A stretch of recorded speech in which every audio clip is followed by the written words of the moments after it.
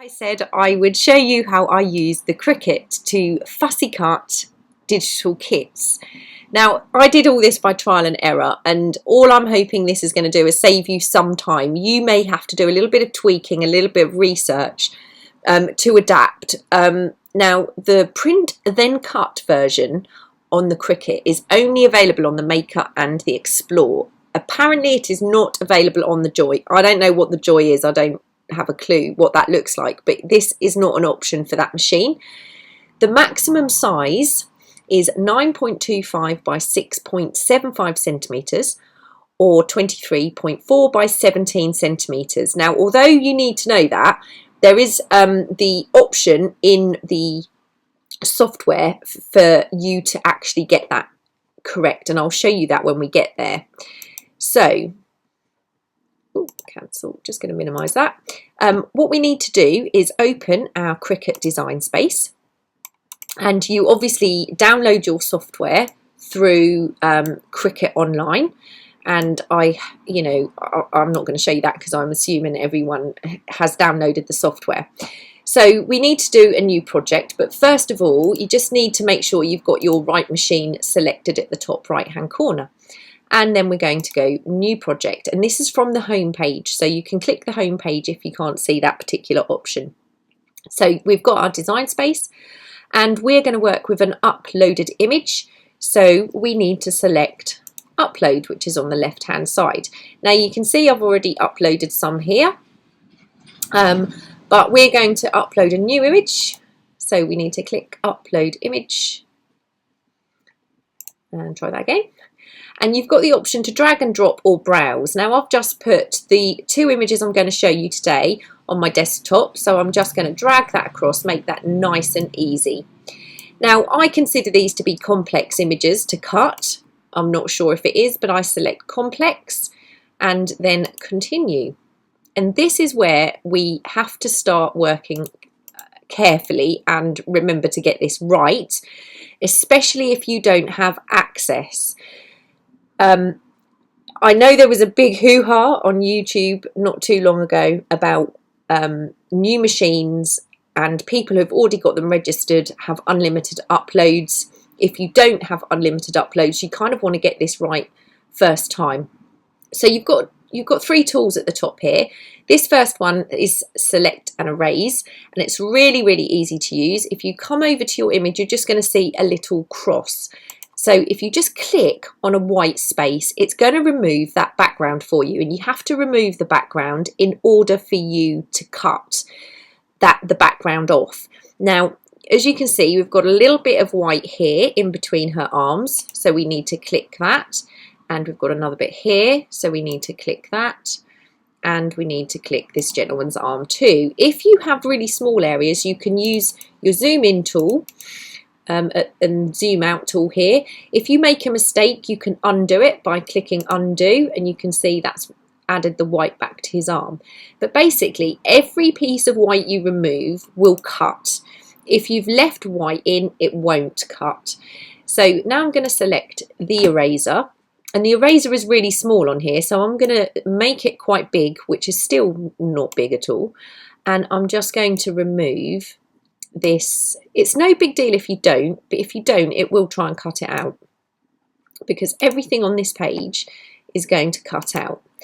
I'm happy with that now. These are the elements I want, so I'm going to go continue. If you select cut image and you try to just put your image in your Cricut, it is not going to line up the cut lines with the image you have on your mat. So you have to select the print then cut option if you want to do this, and then upload.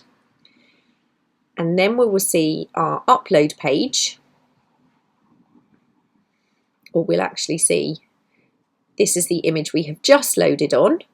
I did this one again yesterday. The first one I loaded, I left the white spaces in her arms. So this was my replacement, and this is the one we've just uploaded. So all you have to do is click that and insert image.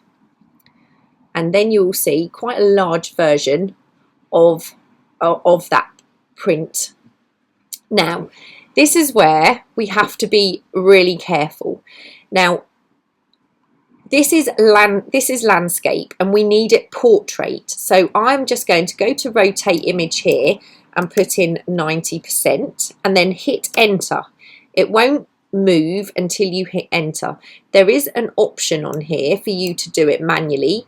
There's a little rotate option in this bottom right hand corner, but it's just a lot quicker to type in 90%. Now over here you can see we've got a print then cut file, and that's exactly what you want to see. The operation is also up here. I keep pointing at the screen, which is doing you no good whatsoever. But you can see here we've got a little caution button. If you click that caution button, it gives you the size that you are allowed to use. So this is 23.4, which is the longest side. So all I'm going to do is type in here 23.4. Hit enter. And you can see it's got the ratio locked. You must have that lock proportion button, and then you are good to go. You can see our exclamation mark has gone. So one thing I got really confused about when I started using this is this space. I thought this space lines up with the mat. It doesn't. You can have this anywhere on this space. It's absolutely fine. Doesn't matter. For this process, if you're doing a cut image, and I know things are a little bit different, but I don't use any of the images in Cricut. I only ever cut out my own. So here we go. We now have our cut out file and we are almost ready to go. The one thing I will point out is you need to take note of how this is on the screen. You can see I'm still pointing at the screen, which is no good. At the top left hand corner of that image is the little boy. This is the way round. You must put it on your mat. That's really important to remember. So this position is how I need to put it on the mat. Now everything is sorted out. I'm happy with this. I'm going to click make it. And you will see the next screen pops up. You've got your mat and you have your image on it. Now this black line is the really important part of this image because it's going to tell your Cricut exactly where to cut. Although it doesn't scan the images, it lines up this line. It detects this line and knows exactly where to cut these pieces out. So this is the next thing we need to do. We need to go to continue. And it's looking for the maker. It might take a minute. It's done via Bluetooth, so it's not exactly fast. But what I need to do is I need to send this to print. So that is literally the only option on that page. You can add a bleed, and basically add bleed means adding a little border. So if the images on your page are really close together, the border will overlap and it's not going to do you a whole lot of good anyway. But I actually want this to fussy cut in exactly the way I've got it to print. So I'm going to turn that off. I don't want a border on it, but some things that you fussy cut, you may want a border on. Butterflies, for example, toadstools, things like that, you might want a border. Tags, you might want a border. But what we do need to do is use the system dialog. Okay, so it says after clicking print, your print dialog will appear. Now I'm going to click print. And it's going to do exactly what it says here. That's going to go round and you're going to think it's not doing anything. But you need to drag this down and your dialog box will pop up underneath. It's very bizarre, but there we go. Now this is where I have a little bit of problem with my printer because this is not my advanced printing dialog box. It's the bog standard dialog box, and that means when I click I don't get any options for papers. The show presets is also doesn't give me anything new, so that's no good to me. So what I've done is I leave it at the default setting, but I'm still printing on my photo quality heavyweight Epson photo paper. Now you need to know what you're printing on because you need to select the materials in a minute. So I'm happy with that. There's nothing else I can do. I'm going to click print. Okay, and now you can guess what's going to happen. My printer starts to jump up and down, and I'm going to have my print come out. Okay, I now have my print. You can't see my print, but I have my print. You will see it shortly when I go over to the cutting mat. Now, I'm going to browse all materials, and what I have found is using my photo quality heavyweight paper, I need to select a medium cardstock. This medium cardstock is perfectly okay for my photo paper, but what you need to do is decide on the weight of your paper or cardstock and make sure you're selecting the right material. So I'm going to click medium cardstock and I'm going to click done. Now, the first few times I did this, I found out that it didn't cut it all the way through perfectly first time. So I just put my default to more. If you use the more option and your material is too thin, you will make more cuts on your mat. That's something I have learnt. Okay, so I'm going to pause this for now. Okay, I have selected my tool. My correct tool is in my printer. And we now have this option here. This will not be live until I have loaded my mat. Okay, and the next part of the function happens over, you can see here it says you need to load the mat. So what I'm going to do is I'm going to go over to the mat and I will start recording over there.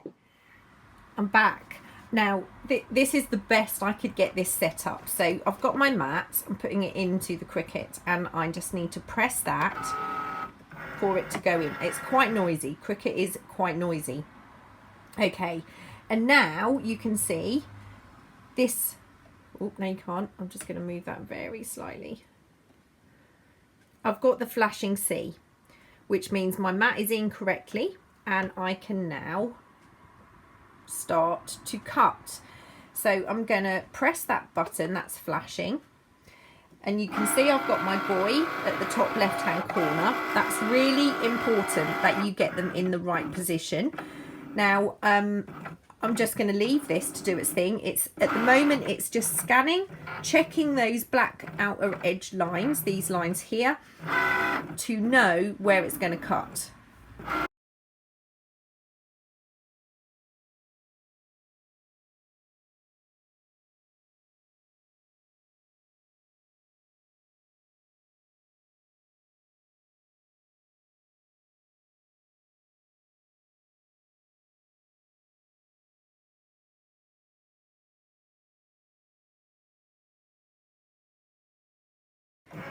Now it's going to start cutting. Now it's happy with the line up.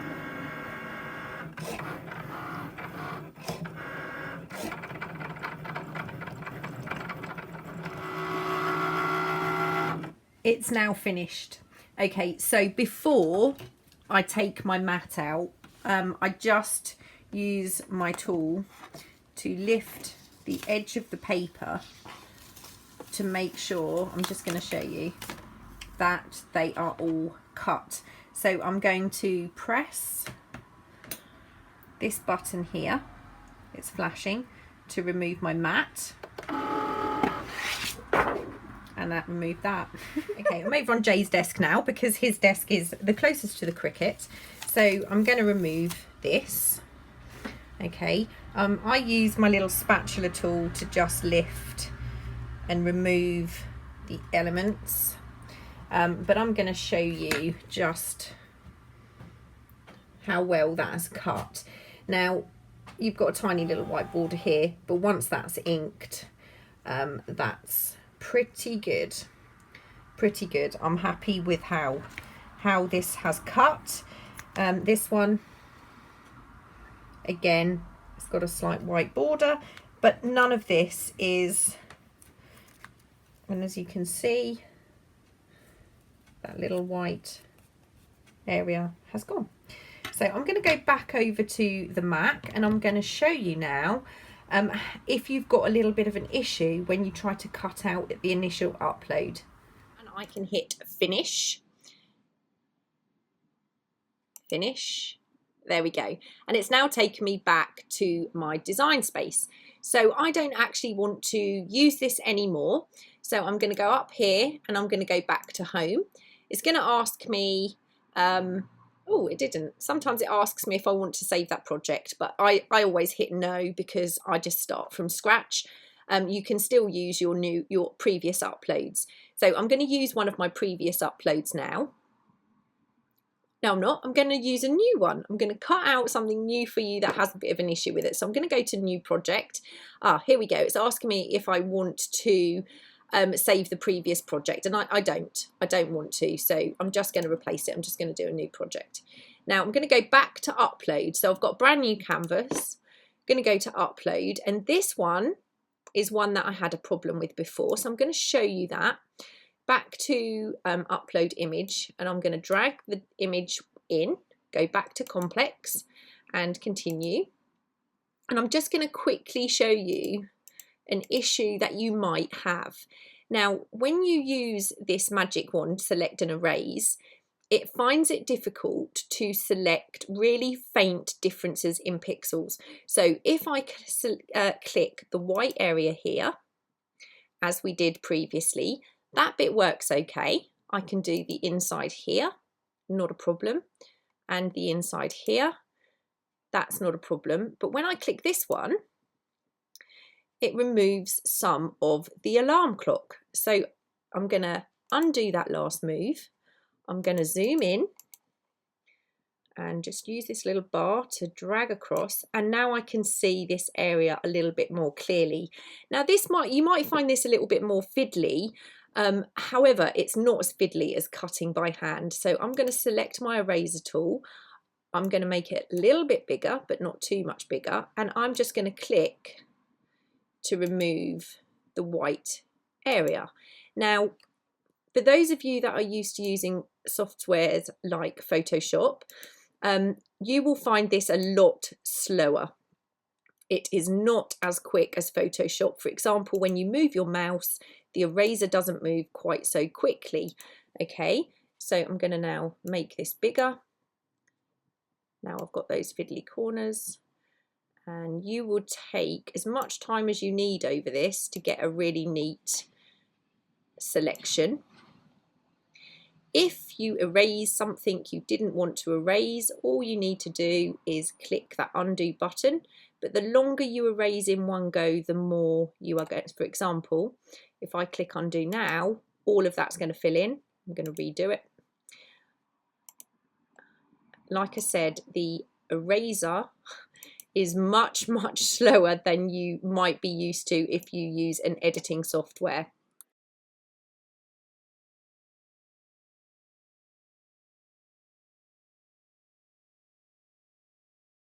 Okay, what I've just had a thought, we may, because it's this top bit here, we may now be able to remove some of these areas without using the eraser. This one might be a problem. No, that's much better. So now that selection is done, and obviously you would use your eraser again, making that a bit bigger, to just remove this text and the logo, and then we would go continue, and the process is the same again. Print and cut, rotate your image, resize your image, and then go through to print your image. So I really hope you found this useful. Like I said, I am absolutely no expert at using the Cricut machine. Everything I've done has been trial and error. I couldn't find any videos at all that show you how to cut out a digital kit. So I was looking at other videos that showed how to cut out a graphic and trying to just build knowledge from several videos. I hope this will at least save you some time. I think this machine for cutting out digital kits is a lot more accurate than my Brother Scan and Cut. However, I have a really old and cheap Brother Scan and Cut, so please don't think that's all of those machines. I know the newer machines are much better than the one I have. You can use a software with your Brother Scan and Cut, but it all has to be done via hard drive or memory stick, because the computer does not connect to the Brother Scan and Cut. Mine certainly doesn't anyway. So if you are in the market for a new machine, I find the Cricut more accurate and it has a lot more scope. It cuts a lot more materials. The blades there's a lot more options for blades. For example, I cut stencil material to make my own stencils.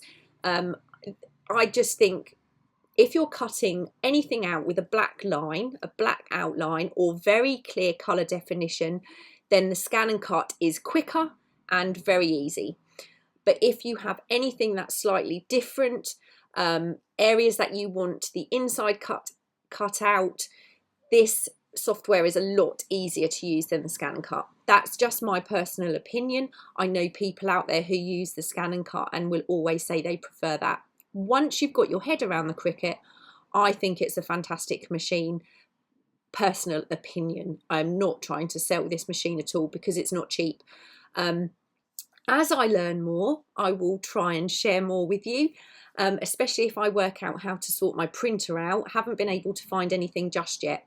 I will be back later because we have I'm going to start the video for the new challenge, and there is going to be a new digital in the Facebook group. I will see you all very soon.